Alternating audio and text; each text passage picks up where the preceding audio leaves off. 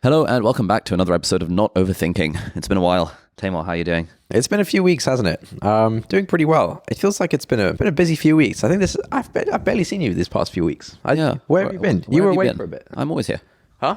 I'm always. Oh no, you were away for a bit. You went to Paris. I went to Paris. Yeah, but that was ages ago. That was like this time last month. Yeah, it's been pretty wild. Last week we had one of our team members visiting from the US. I think a week or two prior to that, I had another chap visiting.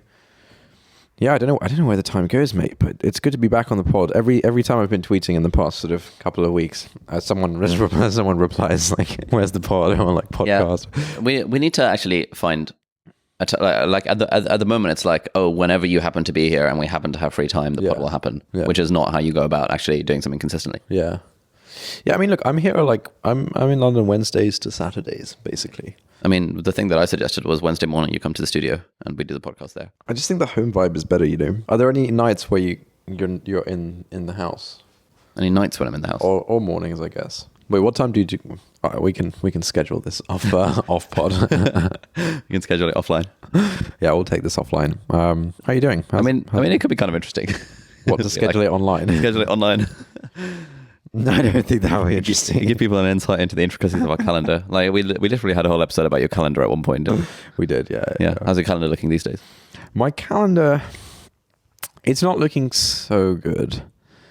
Yeah, I feel like these days time zone stuff is quite annoying, where if you're talking to someone in the US, etc., or if you're like trying to schedule calls, particularly things that are time sensitive, like hiring, like if you're interviewing a candidate or something and like multiple people need to be on the interview, and then like there's basically no time that works for everyone, so then you kind of have to do it quite late or something, you know. So my calendar isn't looking phenomenal, but it's fine. I think I'm okay with that now. Nice. Yeah. How's your life doing? If you'd asked me this yesterday, I'd have said like absolutely thriving. Really? But today I'm feeling pretty grim. I think it's because I was somewhat sleep deprived last night, and I think I'm a little bit ill. Yeah, you sound under the weather, mate. Yeah. So I just spent 3 hours earlier today at an acro yoga beginners workshop, which was kind of fun. Actually, no, yeah, that was really good. 3 hours? Yeah, it was a long one. Is it fun for 3 hours? Yeah, it was good. Oh, wow. Like we had a bit of like a 20-minute lunch break in the middle of it. And definitely improved. Been doing this acro yoga thing since I think like end of January. I think I've done like 3 or 4 sessions in total. What's the deal? Like, it's like, what do you get out of acro yoga? Yoga meets acrobatics. Okay, so I guess it improves your flexibility and some strength and stuff. Yeah, it just is also quite fun because there are a lot of like moves, because it's like for the uninitiated, it's sort of like you're doing it with a partner, and so one of you is the base and the other one of you is the flyer. Okay, yeah. And I am usually the base, and so I am sort of on the floor or on the mat, supporting the flyer through arms and legs, and then we're going through various moves. Yeah. And so the moves are fairly technical and require large amounts of flexibility and coordination. And so even just like learning the basic moves is like quite challenging. Yeah. But also fun because it feels like you're making progress, and it's kind of good bands because you're doing it with other people. Yeah, that's cool. And you always have a spotter, someone who's like talking you through the process while holding the flyer up in the base's leg. Like your own personal spotter? No, so like normally you work in a group of like 3 or 4. Oh, okay. And so 2 people are doing the thing and 2 people are spotting the thing. Yeah. And then the instructors will come by occasionally and do some demos and show you what you're doing wrong. So it's like, it's quite fun. It's technical. It's, it requires large amounts of flexibility. So I've been doing a bunch of hamstring stretches over the last few months. Oh, nice. But still, like that's a thing that I think if I'd actually committed to doing it 5 minutes every single day for the last 2 months, would have made such a big difference. Where I do it like 10 minutes every now and then. Yeah. So similar to the podcast, it just requires a level of commitment that. The stretching stuff seems like it's really worthwhile. Just like getting that into the routine. My trainer told me to start doing it. He told me to get this app called GoWOD. Do you know this one? No, what is that? I think it's just like a good like stretching app. And I did the initial test, just like a 10-minute test, and it like scores you on various types of things, and then it like creates a program for you or whatever. But then I haven't done it since. But it does feel like if you have that mobility, you probably just feel better throughout the day. Every movement would just feel better. You probably sleep better, all this kind of stuff. Yeah, I don't know. I don't know what the evidence base is for stretching beyond like reducing injury. when you're working out and stuff. But yeah, I feel like there must be something to it, because I guess like stretching is different to mobility. What do you mean? As in, when I was researching this on Reddit, there were like 2 separate routines, one for stretching and one for mobility. Whereas like joint mobility and stuff, I think some people would say is the thing that actually matters. Stretching is more like you can do the splits, so what, kind of thing. Yeah.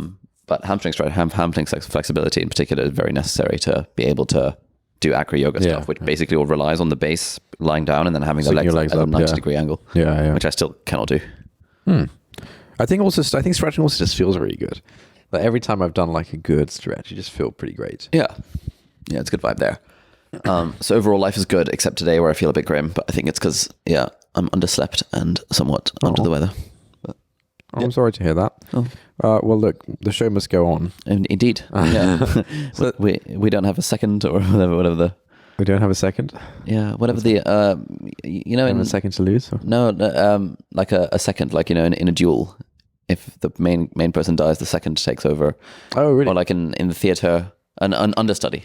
We don't have an understudy. Yeah. Is a phrase. No, as in what I'm trying to say is that you were like the show must go on. Yeah. So you were using theater metaphor. Yeah. And I was saying, we like neither of us has an understudy. Oh, I see. So if one of us is under the weather with the understudy. Is a bit of a, got it. Sorry. It's even better when you have to explain it. Yeah. Well, now we can use that smoothly next time. Excellent. Yeah. All right. So look, there's at least one thing I was keen to talk about. Sure. This has been cropping up in weird places, but I feel like it's gathering critical mass. This is you're familiar with the whole anti-seed oil movement? Anti-seed oil? No, I only became somewhat familiar with it with dinner with you and Brady the other day. So I suspect a large amount of our audience is not familiar with the anti-seed oil movement. Okay, so at a high level, seed oils are there's lots of kinds of seed oils. Like in the UK, what you call like vegetable oil is actually typically rapeseed or canola oil, and like sunflower oil, all this kind of stuff. These are all seed oils basically. And apparently, like some people think that seed oils are literally like poison. So Nassim Taleb, Nassim Taleb? Yes. Yeah, Nassim Taleb, author of like Skin in the Game and Black Swan and all these kind of stuff. Sort of contrarian guy, seeming fairly independent thinker, quite an unlikable sort of character, but like I think he's not wrong about things. Basically, he's been anti-seed oil for like ages, like at least like 5+ years, and he's just like almost has this like religious commitment against eating seed oils of any kind. And seed oils are in basically everything, like in like Indian Pakistani cooking, like all the curries will have like a boatload of sunflower oil or vegetable oil, something. Oat milk is in large part just like a bunch of seed oils. Does it? Yeah. Okay. And most like most things that are fried will be fried in like seed oil. Like it's just everywhere. And some people say that it has like really bad effects on your health. Like it just how I've often said that like after eating certain kinds of food, I just feel like heavy and stuff, etc. I had some biryani earlier today, and I felt pretty heavy and grim afterwards. And I was wondering if it was the oil. The seed oils could be the reason for that. I was looking into it earlier today, and yeah, it seems okay. Look, I'm no scientist, all right, but it seems like basically seed oils hinder, they sort of, as a result, some chemical reactions that result from eating seed oils sort of hinder your cells' abilities to produce energy, basically. Okay. Something to that effect. Anyway, look, there's some studies to back this up, etc. But like, I think the more interesting thing is that like it's this like growing movement that I think is now reaching critical mass, where like a lot of folks on Twitter, a lot of the folks in our Twitter circles would be like anti-seed oil. I think a lot of it is also a part of the general sort of movement away from like really processed kind of vibes and back to like simple old school ancestral sort of vibes when it comes to eating. And so Brady, who was visiting us from the US last week, he's anti-seed oil gang. Nassim Taleb, a bunch of people on Twitter, like people who I wouldn't expect, people who seemed otherwise pretty like normie and well adjusted, they're anti-seed oil gang. So oat milk. So do you find, because I've been keeping a food diary Yeah. for the last few days, and I haven't found any association between drinking oat milk and feeling grim. Yeah, no, I mean, neither have I. I feel fine after having oat milk. Yeah. More so than after having dairy milk, I think. So no, I mean, look, I don't know if the seed oil is the culprit, but basically there is a large growing anti-seed oil gang. If you're interested in it, there's a Twitter account called Seed Oil Disrespecter. Okay. Wow. Sort of very anti-seed oil, and then like lots of people, like I bet folks like Nat Eliason and stuff are definitely anti-seed oil. Probably, yeah. Like seed oils are in almost everything, right? If you decide, okay, I'm not going to have seed oils anymore, you know, you're going to have a tough time. It's not going to be easy. You're going to have to do, you know, lots more home cooking than otherwise, etc. So that's seed oils. Now, I think like, you know, abstracting away a little bit, I think the anti-seed oil sentiment is one of what I'd call the viruses of the mind, or mind viruses, where like once you like get on board with this thing, it'll infect your mind and like permeate. It'll like make its way into your I see. day-to-day thoughts and So you just get permeate. Seed pilled. Seed oil pills. Yeah, once you're seed oil pilled, yeah, it feels to me like a bit of a mind virus, because like, you know, yes, okay, there may be some negative health effects.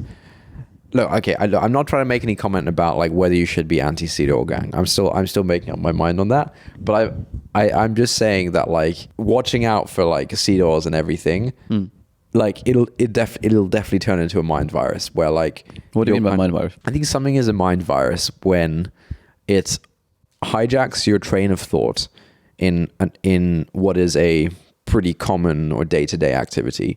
So, you know, common day-to-day activity might be, I don't know, eating food.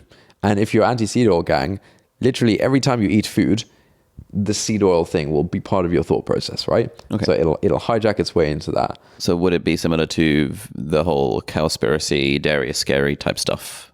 What do you The mean? whole like consuming meat is unethical type stuff, that anytime you eat food, it reminds you, if you're not already vegetarian or vegan, it reminds you that, oh crap. Yeah, I'm not sure. I feel like I don't know how many people are in the intermediary stage of like I'm not vegetarian or vegan, but I feel bad about it kind of thing. I don't know how many people are in that stage. So your mind virus specifically refers to the intermediate stage of, Well, I've not yet decided to, like Nassim Taleb, to religiously cut out seed oils from my life, but I kind of know that they're bad, and therefore anytime I eat anything with them, I'm kind of feeling, this seems a bit dodgy. yeah, look, maybe for some people the you know, wanting to be vegan or vegetarian can turn into a bit of a mind virus. But I think the seed oil thing is a good example of a mind virus, because yeah, it'll like it becomes part of like your thought process for this really common daily activity, which is eating. Okay. And the other thing is that I think the associations it creates are dangerous. So, for example, people eat unhealthy stuff all the time, right? Like you'll have a McDonald's. It's like whatever. You don't make a whole thing of it. But if you have this idea in your head of like, oh, seed oils are really bad, then, you know, if you know something has seed oils in it, I think it'll create this negative association where you'll actually like recoil from this thing, or like it'll change the way you view this thing. Even though you could sort of under normal circumstances, okay, like for example, you know, certain chocolate bars might have seed oil. You know, you can eat a chocolate bar. I think for most people it wouldn't be, you know, the fact that chocolate is a bit unhealthy, it wouldn't be a mind virus. But I think the fact that I think the vibe I'm getting from the whole seed oil stuff is that it could actually very easily become this mind virus of like, you'll just have this really negative association with all of these things. And, you know, Okay. You know, probably better for your health, but like I think it's a great vector for a mind virus, basically.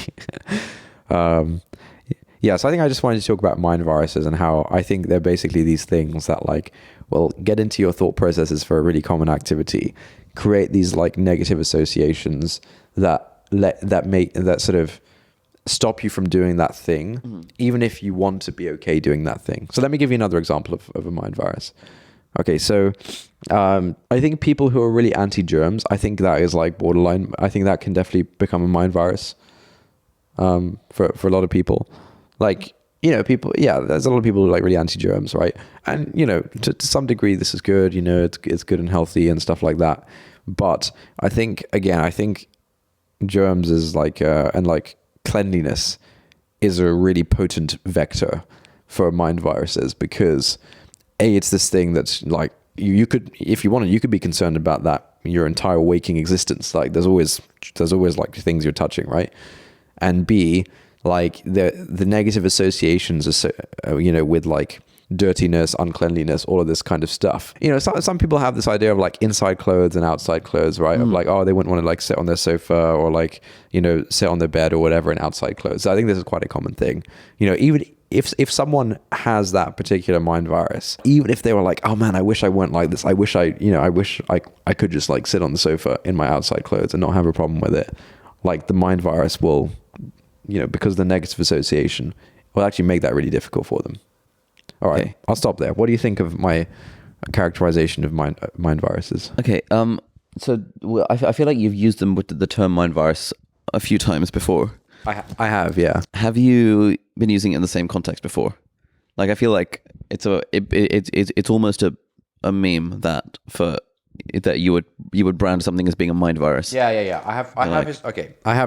You're right. I've historically used it as a bit of a meme and a bit of a like catch-all term, but I think from experiencing the seed oil stuff over the past week or so, I've like settled on what I think is what actually makes a true mind virus. And so like what are some of the things I've called mind viruses before? I think previously I say often, probably like once. And there's two things I say. I say there's psyops and then there's mind viruses, right? Oh, okay. And I think there was one episode where you were asking me, right, like, all right, what's the difference between a psyop and a mind virus? And I can't remember what I said. Okay. But like, now I'm putting, you'd like I'm putting you're putting a stake in the ground. I would like to abrogate my previous. Someone's an expert on that. Yeah, I'd like to abrogate my previous claims on mind viruses and put a stake in the ground of like, I think this is a good definition of a mind virus, and we need to watch out for mind viruses and vectors for mind viruses. Okay, so let me summarize. So mind virus is you take something that you do or interact with on a somewhat daily basis, and you learn that, oh, this thing is actually really kind of bad. And then the badness of that thing infects your mind.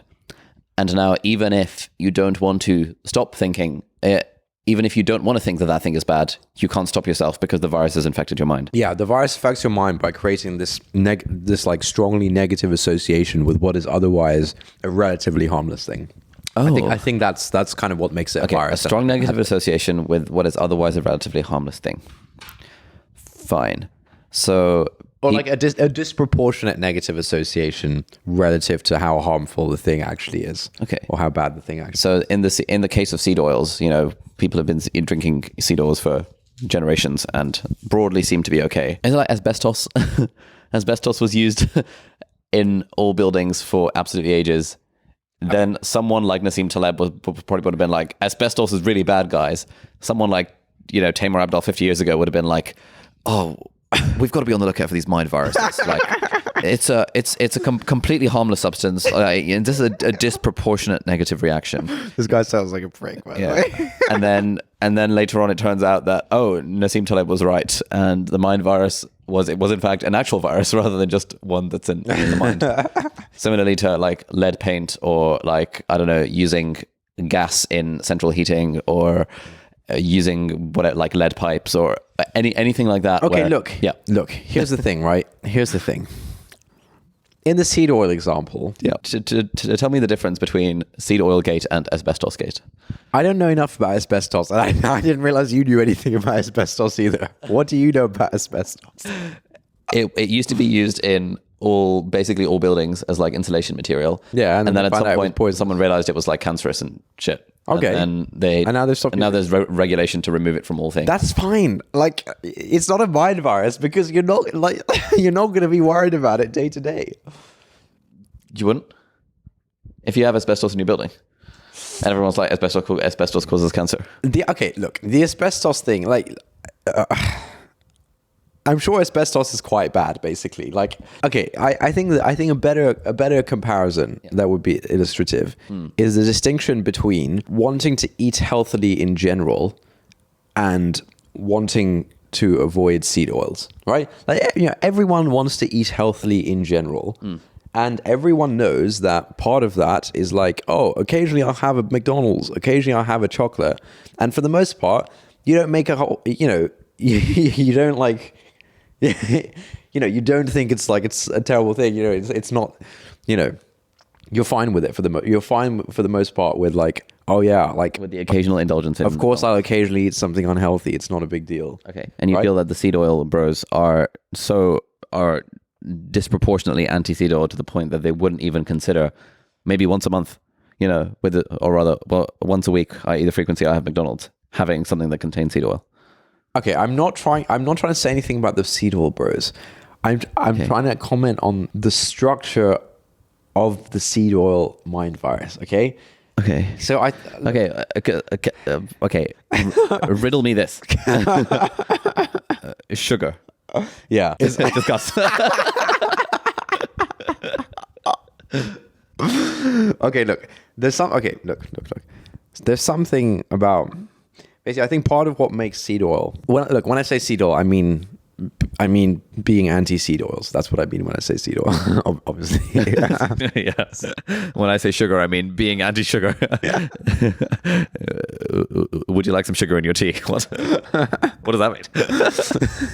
Okay, look. I think the specificity of it helps something become, and helps something makes it something a better vector for mind viruses, right? I think if you're like cleanliness. Huh? Like cleanliness. And that doesn't sound very specific. It doesn't sound very specific. I feel like I just want to. I wanted to say I'm not shitting on your idea. I just want to. No, I know. Yeah. I think you're pushing me in the right direction. I think these are helpful nudges. I think with cleanliness, it's like I think the germs thing. I think the germs is like the specific thing. It's like germs are a mind virus. I think germ phobia is for sure a mind virus for many. Okay. For sure. Yeah. But look, I think the thing. And sorry, to clarify, mind virus being defined as a disproportionately negative response to a not that negative stimulus. A disproportionately negative response that also you can't actually control once an uncontrollable disproportionately negative response. Yeah, it almost becomes an instinct. An instinctive. So like a bit of an an instinctive sort of disgust response. So is, for example, peeing in the sink a mind virus? No. Some people have an instinctive. By peeing in the sink, you mean being anti-peeing in the sink. Yes. Indeed. No, I mean... Okay. Because peeing in the sink gives a lot of people a disproportionately negative reaction. It's broadly harmless. People, despite how much you and I might convince people that peeing in the sink is harmless, they are unlikely to get over the... Firstly, it's not a mind virus because it's not something most people are faced... It's not something most people are faced with as a day-to-day thing, all right? Peeing in the sink. I mean, I make that decision every single time. Multiple times a day. Do I pee in the sink or do I just pee in the bathroom? It's not about you. This takes a rather large amount of willpower in my life.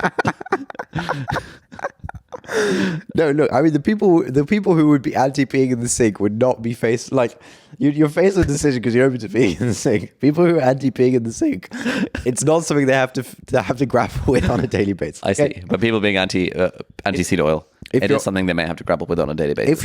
If you are anti-seed oil, it is 100% something you have to grapple with on a daily basis. If you are a germaphobe, it is something you have to grapple with on a daily basis. Okay. And the thing about the germ thing, I think it's the specificity of what you're looking out for, right? You're looking out for the germs, you're looking out for the seed oil.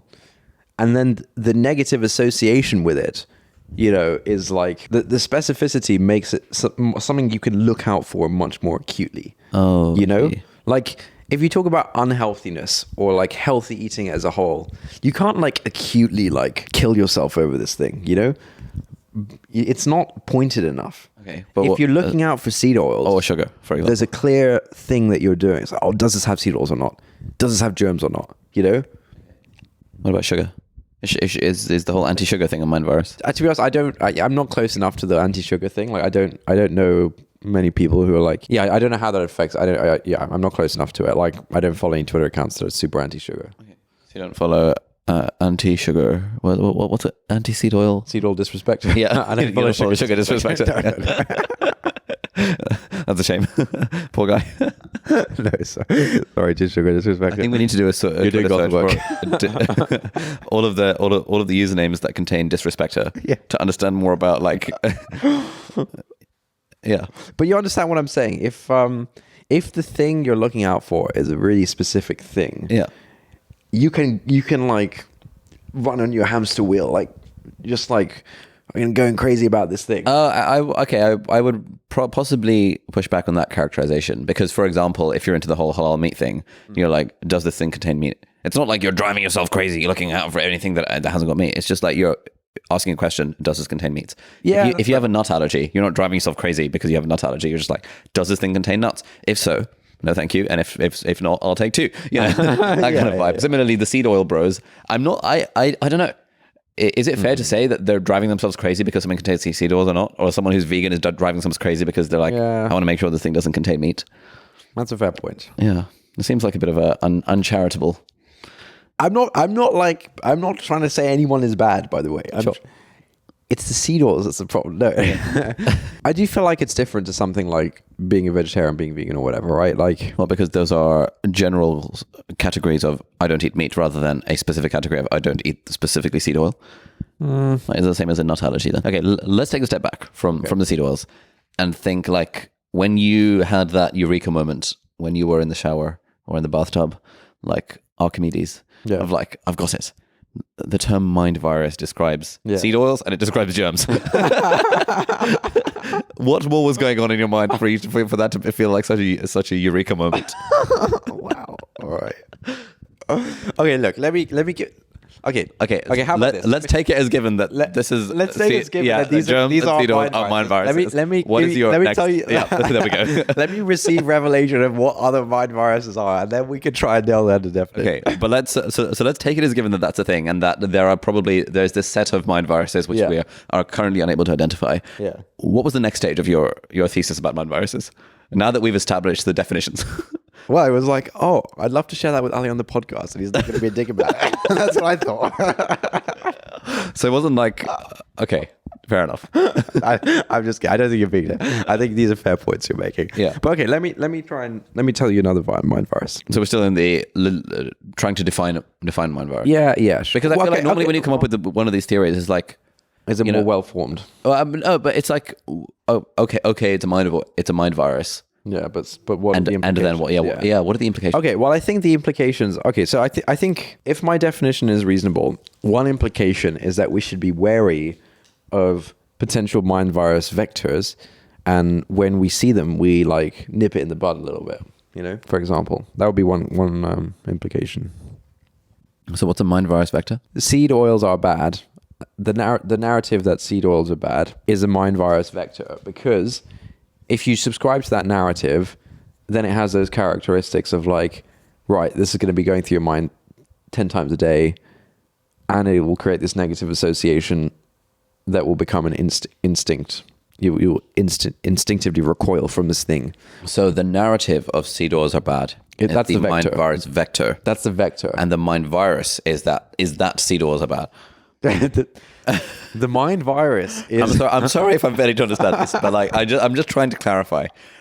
Mind virus vector equals the narrative that seed oils are bad, but the mind virus itself is that seed oils are bad. Okay, you know... Therefore, can we replace vector with a narrative safely? Or are we just using vector because you like your virology terminology? The mind virus... Germans are vector for viral transmission. The mind virus, it's... Okay, look. Seed oils are bad, the narrative, is the vector because like... And what's the virus? The virus a vector is a thing when you the virus, right? The virus is like the thing that infects you, like that takes hold of you, where like you the ideology that seed oils are bad in this case. So the ideology is the virus and the narrative is the vector for transmission. Okay, maybe I'm defining a mind virus vector. Maybe that's what I'm defining. Like something is a potential vector for a mind virus if it has those properties. Because if it has those properties, then it has the potential to take hold of your mind. That's what the virus is, isn't it? As opposed to the vector. Look, a virus has the potential to take hold. Sorry. Please go. Okay, look. The female Anopheles mosquito is the vector for malaria. Correct. It doesn't mean every single female Anopheles mosquito has malaria, or if you get bitten by one, you'll definitely get malaria. Yep. It means you should watch out for female Anopheles mosquitoes. Sure. Okay. What I'm saying is, yes, I love this. This is good. Great. This is right. Good. So now, what is malaria and what is the female Anopheles mosquito? The female Anopheles mosquito is the narrative that sea doors are bad. Sea doors are bad. Good. So what's malaria in your example? Sorry? And so what is malaria here? Malaria is the state of look. Malaria is thinking that sea doors are bad. That's the idea that's taken hold of your mind. Yeah. Okay. Yeah. Maybe. Yeah. Sure. Okay. Malaria is being infected with the sea doors' bad narrative. Right. Okay. Look. So malaria is thinking that sea doors are bad. Okay. Let's simplify this. Let's talk about the female Anopheles mosquito. Right. By all means. Okay. You're speaking my language now. Keep going. Right. The mosquito is the vector for malaria. Correct. Okay. If you let the mosquito bite you, yes, you may get this. You may end up with correct malaria, a high temperature, blah blah blah, etc., which we call malaria. If you keep the mosquito at arm's length, the mosquito is bad. Okay, no, I don't think that's the right angle. Let's get back to the female Anopheles mosquito. So female Anopheles mosquito is at arm's length currently. Like, okay, basically, I think. Okay, look. Okay. Here's what I think is going on. I think you're using too many big words where smaller words will suffice. Okay, fine. If we take as given, which is somewhat disputed, your definition of mind virus is, in this case, that's the definition of the mind virus vector. In this case, the mind virus is the idea that sea doors are bad. The idea is the virus that has taken hold of your mind. Okay, and the vector for transmission is your Twitter timeline. Or the vector for transmission is a particular narrative, or is a particular book, or is a thing that transmits the virus, and the virus is the ideology. No. Okay, look, here's the thing. The ideology doesn't have to be a virus. It depends what you do with it, right? Like, I could have a healthy dislike for germs. That means that I wash my hands regularly and shower regularly, blah, blah, blah. Yes. But I don't, I'm fine sitting on my sofa. So in that case, the virus is not like some people. The virus is a disproportionately negative response. Some people end up having a pathological response to the thing. Some people don't. Oh, so the virus is the idea that is a pathological response to the idea that the thing is bad. Yeah, if you develop the pathological response to the thing, to whatever, you have the virus. Like, we don't need to give it a name. I guess do you understand? No. The reason the reason germs are bad is a vector rather than the virus is that I could think germs are bad in a moderate way and not let it ruin my life. Okay. But so it has the potential to take hold of you and ruin your life. It doesn't always do it. Like the mosquito, it doesn't always do it. It has that potential. I see. Some people will get infected. Some people won't. So sure. Okay, I've got it. So the narrative that germs are bad is your vector. Yes. And most of us keep that narrative at arm's length. We're like, all right, cool. Yeah, I'll have sure. I'll wash my hands. I'll wash my hands and stuff. Shower. I'll sanitize my hands, etc., etc. Yeah. But some people allow that vector to bite them, or and in the unlucky few, that results in a disproportionate response. Yeah. To what becomes an instinctive response. Yeah. An instinctual response. Like, so they go no longer. So they go overboard with the whole germs are bad thing. Yeah, So in this example, the narrative that seed oils are bad is the vector. Yes. And for some of us, we'd be like, okay, cool, seed oils are bad. I'm going to cook with olive oil, rather than vegetable oil, which is actually a decision I made recently. Oh, okay, nice. Especially because olive oil apparently has a high smoke point, so it's good for cooking and whatever. Okay. But for your bros, Okay, I'm on not the saying my no. bros are infected with the mind virus. For I would never say that about my bros. for a hypothetical bro who's infected with the mind virus, Yeah. they now have a disproportionate negative response to CEDAWs. Yes. Okay, Okay. I get it. You get it. Okay, now let's talk about more mind viruses. I thought we were going to talk about implications. Oh, I mean, like the implication is you got to be wary of something that has that structure of like, okay, could this thing like permeate my, will this narrative like affect a really common thought process for me, which is like, should I eat this thing? Should I touch that thing? And two, is this narrative creating a negative association as part of that like thing? Okay. How's this as an example of mind virus or mind virus vector? Yeah. The mind virus vector in this case would be the idea or the narrative that everyone is playing a status game. Okay. And for most of us, we're like, yeah, cool. I can see that. Fair play. Yeah. Keep it arm's length, whatever. Yeah. I'll keep that in mind. I wouldn't take something too personally if I know that whatever. Yeah. I know that everyone's playing a status game at the end of the day. But then there are going to be some people that have a disproportionate response to the idea that everyone is playing a status game. And they're going to start seeing this in every interaction that they have. They're going to think that that person with the dog on the street who said hi to them is only saying hi to them because they want to signal a sense of like social whatever, because they're playing a status game. They're going to think that anyone who said hello to them at work is trying to be a social climber. This pervasive thought that everyone is playing a status game would start to disproportionately like negatively affect their life because they're thinking about it too much. Yeah. So is that a mind? Yeah. I think that could be a mind virus. Sick. Sure. It could be a mind virus. Yeah. I love it. Let me tell you another mind virus. This is going to be a controversial one. I think the current sleep discourse is bordering on mind virus. Oh. Right. I think the current sleep discourse is bordering on mind virus because I think plenty of people, if you're really into sleep tracking, all this kind of stuff, and like this isn't coming from me, pretty lucky. I've always been fine on the sleep front. No issues there, right? I have friends who like track their sleep, or hour ring, all this kind of stuff. And this is coming from them of like telling this to me, and this is coming from other people who are like, yeah, blah, blah, blah. Sleep discourse is becoming a bit of a mind virus because, I mean, you sleep like every single day, like it's, and even when you're not asleep, like you would be thinking about it of like, oh, am I tired? Am I not tired? Et cetera, et cetera. So like, it has that property. And it has a negative association where it's like, oh man, I need my 8 hours. I need my X hours. Otherwise I'm going to have a shit day kind of vibes. And so if the virus infects you, I think the truth is, a lot of people, if you get 6 hours sleep one night, you'll be fine the next day if you just crack on with it. Whereas if you get 6 hours sleep, if you get 6 hours sleep, but you don't know how much sleep you got, you'll definitely be fine. If you get 6 hours sleep and your hour ring tells you, oh, you got 6 hours sleep, maybe it highlights it in red rather than green, all this kind of stuff. You'll wake up, you'll think, oh shit, I only got 6 hours sleep. I'm going to have a terrible day. I'm so tired kind of vibes. And so I do think the sleep discourse is getting to that point where like, yes, sleep is important. Yes, healthy sleep, blah, blah, blah, yes, sure. But you're more resilient than you think, and if you let the virus take hold of you, you will be like, you know what I'm saying. So I discovered this at university but the way I phrased it was that something about sleep being a placebo effect. Yeah. Where if I'm struggling to fall asleep, I will not look at the time. Yep. Because if I know that it's 3 o'clock in the morning, and then I work back, I'm like, shit, I've only got 4 hours of sleep tonight. Yep. I'm guaranteed to have a bad day.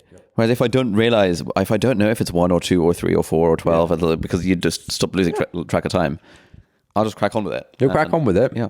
You'll probably get tired a little bit earlier the next day, and you'll think, oh man, I'm ready for bed. I'll have a good night's sleep. Nice.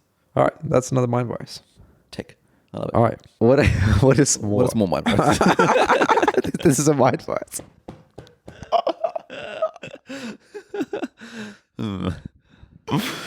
Oh my goodness. All right, more mind virus. I would like us to take a step back and think, is the terminology of mind virus here like useful? Is there a simpler way that doesn't require 43 minutes and 30 seconds worth of explanation to get at, like, would for example, overthinking? Overthinking is too abstract to be a mind virus. No, I mean, can we instead of using the mind virus terminology, can we say someone overthinks about germs or overthinks about sleep? No. Okay. I think crucially overthinking overthinking is definitely not the right way, because I think the really important part of a mind virus is that once it's taken hold of you, you can't control your response to this thing anymore. Overthinking, thinking is like, it sounds like an intentional thing. I'm thinking, right? Like, I know a lot of people who overthink would say that they can't control. No, I know, but like overthink, just like thinking is an active choice, right? Okay. Once you have the virus, you can't, it has you. You can't control its effects on you. And I think that's a really tricky piece of the mind viruses. I mean, you kind of can't, for example, like you can choose to not look at your Oura ring in the morning. I mean, okay, sure, but like when you, what you can't control is that if you, with the knowledge that you had 6 hours sleep, you can't really control like how that affects you. I see. Right? So I think mind virus is a good term, dude. What's wrong with mind virus? 45 minutes. I think you can. Okay, look. I think we had to also define mind virus vectors, blah blah blah, in order to like get to this point. Sure. But like, I think mind virus is a good concept. Like people have been throwing the term around. Like the term definitely like there's something to it. Okay. Yeah, I think the term is good, man.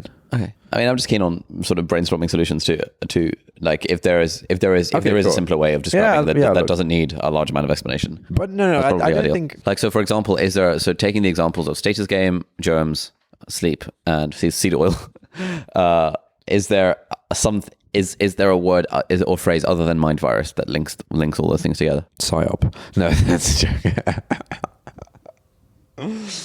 I mean, look, it affects the mind. And it's a virus. Yes. Right. I mean, look, it affects the mind. It's this like negative thing that affects your body. Like you call that virus called disease, a mind disease. I don't know. It doesn't really roll off the tongue, right? Yeah, I mean, I'm told. Yeah. Mind virus. Mind virus is good. All right. Okay. Well, let's try and get to one more mind virus before we end the episode. I've got one. Yeah. So in the last few months, I've heard from 3 or 4 separate female friends. Yeah. This is going to be controversial when I say female friends. Here we go. That there is that they've been speaking to their guy friends, and one of the guy friends has said that, oh yeah, like men will be broadly keen to have sex with almost anyone. Okay. And so these girls have been like, wait, what? Like, you're saying that my male friends would be down to have sex with me if I proposition them? And the guy friends were like, yeah, probably like 80 to 90% of them. Okay, yeah. And now that has been a mind-blowing revelation for all 4 people I've spoken to this. Oh, really? Okay. Didn't realize that was a thing. Yeah. Because, the whole narrative of, but I consider us friends. I didn't realize they looked at me in that way kind of vibe. Yeah, sure. Yeah. And so could it be the knowledge that is probably true? Yeah, because that'd be mind virus. Could that be mind virus material? If someone then overcorrects or it disproportionately affects all their reactions to think, oh my God, is this guy only talking to me because he wants to sleep with me, etc., etc.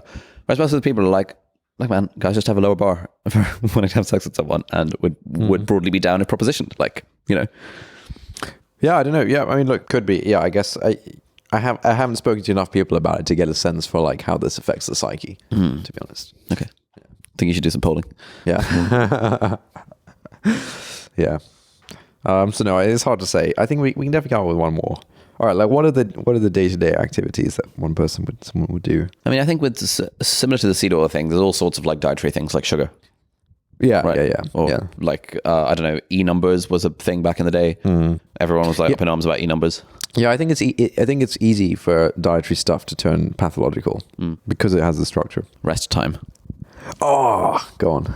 So there is a narrative in society that one must have good work-life balance, one must rest at the end of the day, one must take time for self-care, etc., etc. I think similar to the sleep thing, potentially, the potential mind virus here is a disproportionate reaction to a disproportionate response to that thing.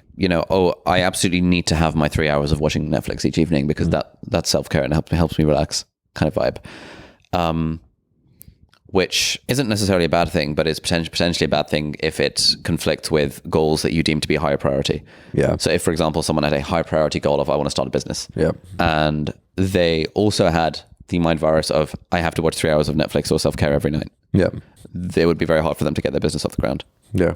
And I think this relates to how the whole anti-hustle culture movement is somewhat of a mind virus. Because generally, like, I think having an arm's length is like, a general idea of, hey, there are seasons of life, some seasons where you have to work harder than others. Yeah. Let's try and have a good balance.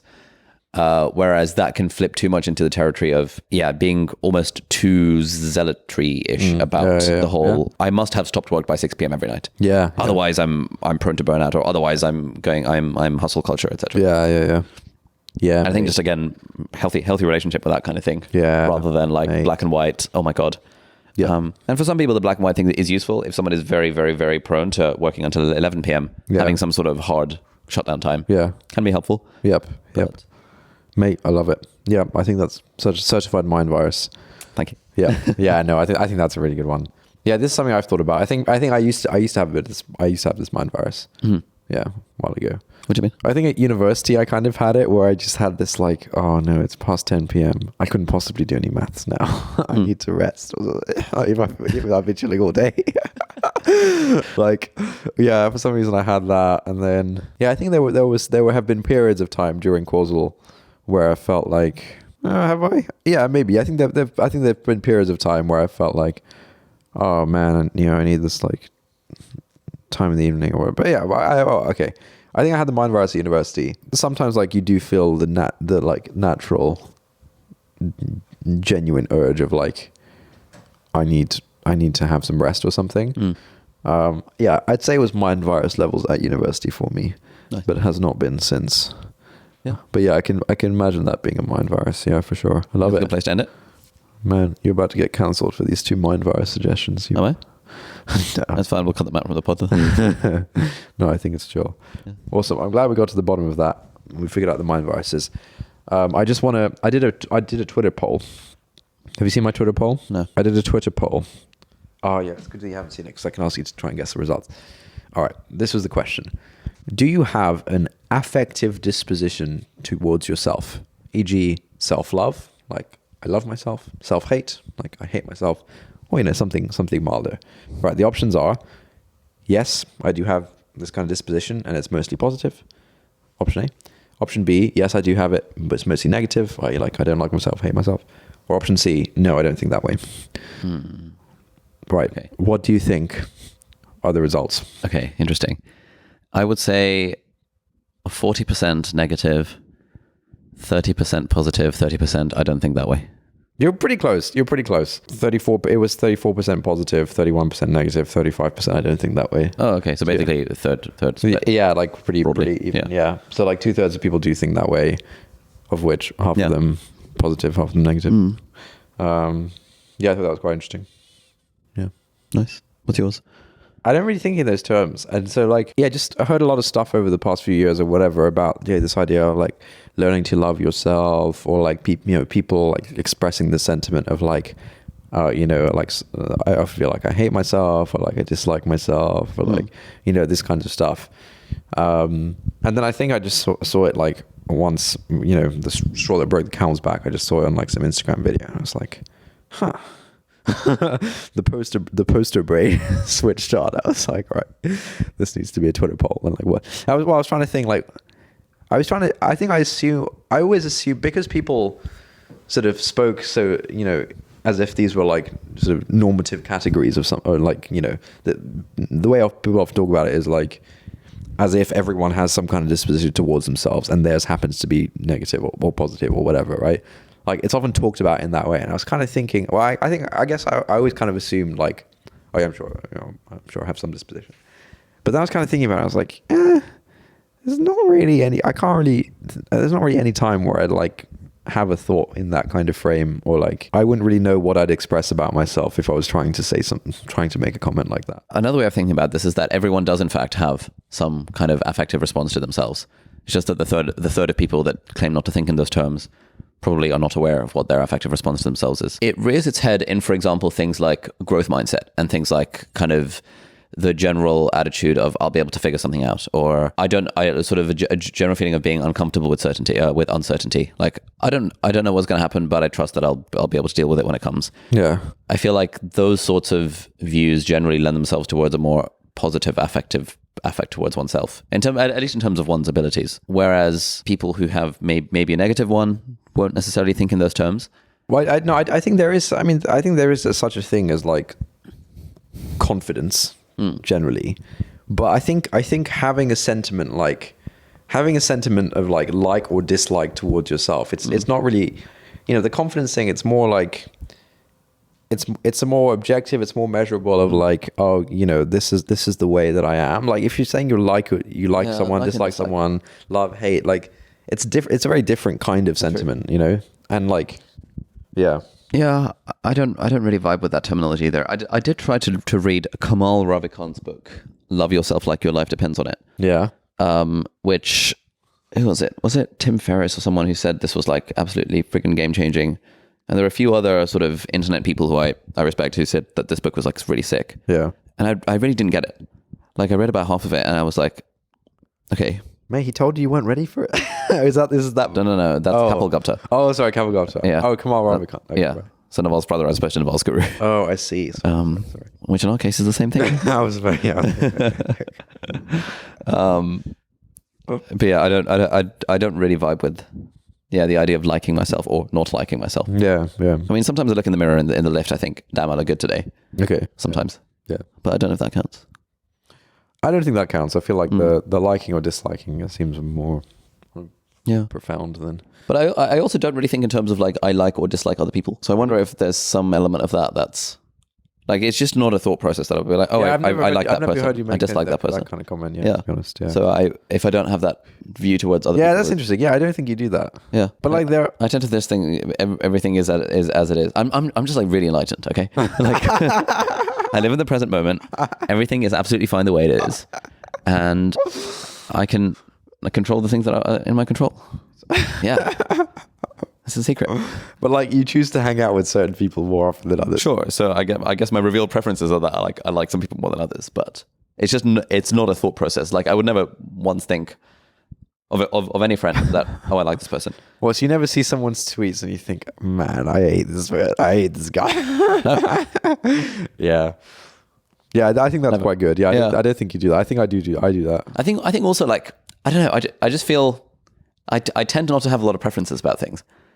And this is like, I think this is worth exploring in a future pod episode, where if someone would be like, what's your favorite food? I'd be like, I can just eat what's in front of me and I'll broadly enjoy it. Like I'm sure I can bring to mind certain preferences but it kind of depends how I'm feeling. Like I quite like burgers. I like spaghetti bolognese. Like, yeah, I mean, I'm sure I do have preferences for things like, I prefer a MacBook rather than a Windows laptop. So like, it's, this, I often feel I have fewer preferences about things than most other people that I know do. / just based on the frequency of other people expressing preferences about things and me thinking, I actually didn't really have a preference about that thing. Yeah. That is really interesting. Mm-hmm. So I think it's on the same sort of genre as like the whole like dislike thing, applied to other people. You've never thought that you dislike a person? Never thought that? Very rarely. Like I literally cannot remember the last time I had that thought. I mean, other than every day when you scroll through Twitter. Yeah, the most common examples are on Twitter of like someone who I don't follow who's like still in the circles. Whose tweets I have to see on my timeline until unless I choose to mute them or something. I mean, I wonder if life, I think for example, if I hadn't done the whole like being a thought leader on the internet. Yeah. I might have looked at, I don't know, some other thought leader on the internet. So I might have looked at someone like Tony Robbins and been like, oh, this guy's such a tool. Yeah. Kind of thing. Right. And I know a lot of people who have that response to people like that. Yeah. And I always kind of think that, look, man, he's just trying his best to help people live the best life. Yeah. Like, allow it. Yeah. I think for me, like I do have a strong like aesthetic preferences on the whole. And I think that's what a lot of this stuff comes down to. And I think you just don't seem to be like strongly wired along that dimension, I think that's what comes to mind. I guess, yeah. I think that's fair to say. Yeah. I'm just enlightened. Yeah, shit, dude. Yeah. Man. Right. Good episode. Thanks for listening, everyone. And we'll hopefully see you next week. Bye-bye.